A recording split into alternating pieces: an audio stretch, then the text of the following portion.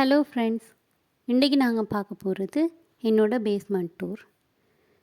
இங்கே இருக்கிற செட்டிலாக இருக்கிற எல்லாருமே இந்த பேஸ்மெண்ட்டில் ஒரு நாள் இருந்து தான் வந்திருப்பாங்க.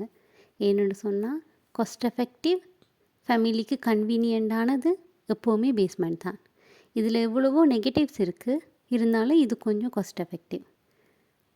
படிக்கட்டால் கீழே இறங்கி வரும்போது washing machine area, laundry area weekly once use பண்ணிக்கலாம்.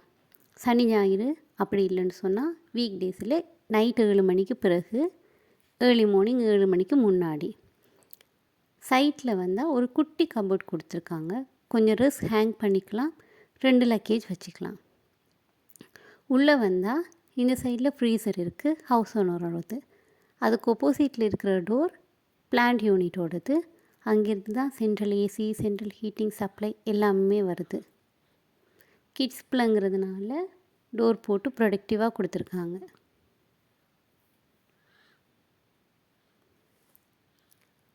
இந்த சைடில் இருக்கிறது தான் வாஷ்ரூம். நாங்கள் வீடு பார்க்கும்போது எங்களுக்கு 2 டிமாண்ட் இருந்துச்சு.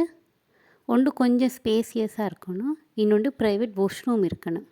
ஸோ இது எங்களுக்கு ரெண்டுமே கன்வீனியண்ட்டாக அமைஞ்சுது. ரொம்ப பெரிய வாஷ்ரூம் இல்லை, ஒரு ஆள் நின்று குளிக்கலாம்.